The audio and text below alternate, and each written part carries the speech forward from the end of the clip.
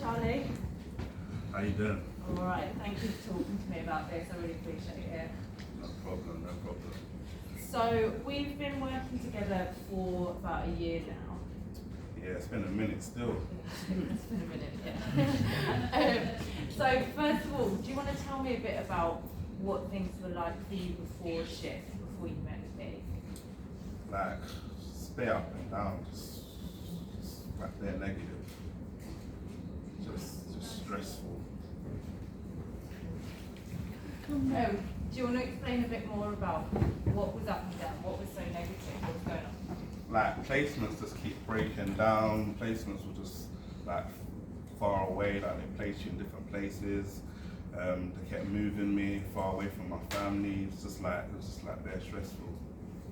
So it sounds like when you were moving around a lot, you weren't really having much contact with your family, you weren't near them. That must have been really hard. Who did you talk to? Like, were there professionals that you trusted that you could talk to? What did you do? Nah, I didn't. Like, I don't like talking to professionals. Like, as soon as you tell them something, they document it. Like, they write it all down, and then it's like things can get mixed up. So I don't really like talking to professionals like that. Okay. So I hear that, but you talk to me a lot. So I'm interested about how did that happen? What's been different? Like, what happened to make you feel safe with me? I'm not gonna lie. We had to talk a few times before I could trust you. Like, it took a few conversations, and I remember like the first time we met when we went for that walk up that hill. Yeah, and it was just like, we could have made it to the top if we didn't turn back, but it was just like little stuff like that. And I remember another time, I think we were in Lewisham. You remember that? And we went to get a frack or something. Always, yeah. And then there was bare police sirens and bare police, and I was getting anxious, and I didn't say anything because I was trying to hold it together, but you could read my body language and you could see that I didn't feel comfortable being here. And then you were just like, do you wanna go somewhere else? So it didn't matter where we were. It was more about the conversation, so we took it to a different place, and then that's what made me think, you're a bit safe, so we can do this.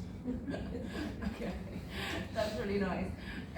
So yeah, I mean, it's great that you've managed to get to that point with me, but I do remember when I first asked your yacht worker, when I said to them, like, you've been referred to me, can you introduce me, do you think he's going to want to work with me? And he was like, there's no way he's going to work with you, he doesn't work with any professionals, he's fed up with them, he doesn't want to talk to anybody. Like, so why did you decide to give Shift a chance? What was the reason? You know what it was? Because he understood me. Like, I had too many professionals, and it was getting annoying. But I thought with you, it was more like you're not in the system. You're part of the system, but you're not in the system.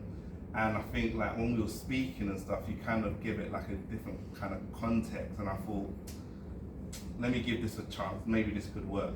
And I think that's what it was, because you're part of it, but you're not part of it, if that makes sense. Okay, so it was kind of helpful for you that there was somebody that you felt wasn't completely a part of the system, could be a little bit more with you. Yeah. Okay.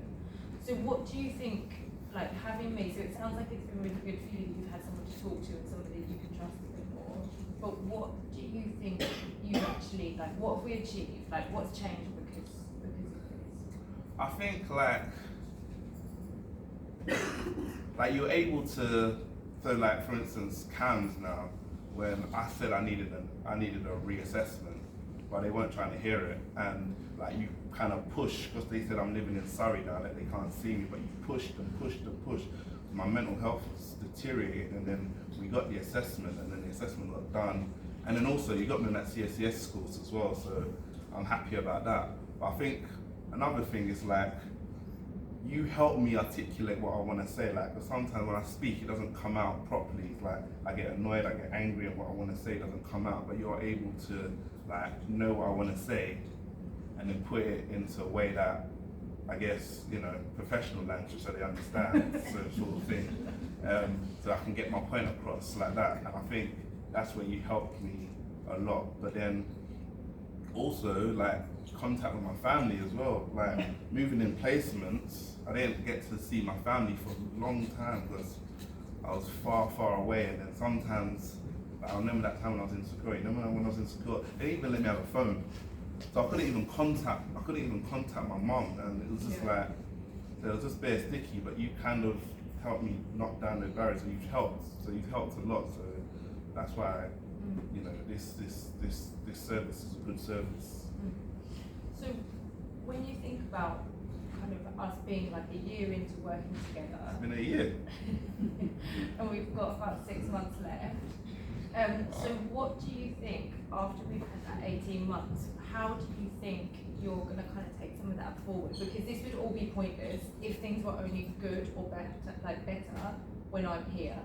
That would be pointless. So what do you think is going to be different kind of after this 6 months? What are we going to do together over the next few months to make sure that this stuff can kind of continue? Well, like, you've helped me a lot. So like a lot of the stuff that was happening before, they're not happening now. And I think like now I'm in a much better place to kind of like handle it myself. Like, I've seen how you spoke to Karen, I've seen how you spoke to like other professionals, and like, so when I'm in a sticky situation, I think I can kind of do it like the Holly way and speak like that. Like, I'm in a much better position than I was 18, like however long ago from when we first started. And I think that's kind of helped it, like, I guess, be more sustainable. So even after, you know, you're not around anymore, I'm in a much better position to advocate for myself, I would say, as well. That's amazing to hear. Thank you, Charlie. I know this has been a bit of a tricky one for you because you're kind of on remand at the moment, so you're sort of in a bit of a limbo. So I really appreciate you talking to me. Is there anything else you wanted to say? No, it's just like, I'll just say like the service is good, and I think, like, you know, like when you've got too many people telling you what you can and can't do, and you're able to break those barriers. Like when they told me I can't speak to my dad because my dad's in prison, but like, you know what I mean, he's my dad, like he brought me into this world, so how can someone else tell me I can't speak to my dad? Just like, it don't make sense. So all of these things, like, I was able to share with you, and then you knew kind of like the support I needed, and you were able to do it, and then I was able to watch you. So in the future, I know I can take on some of those tasks and do it myself without needing you, because you kind of given me the ability to do that. You definitely can do it. Thank you. Thank you for talking to me.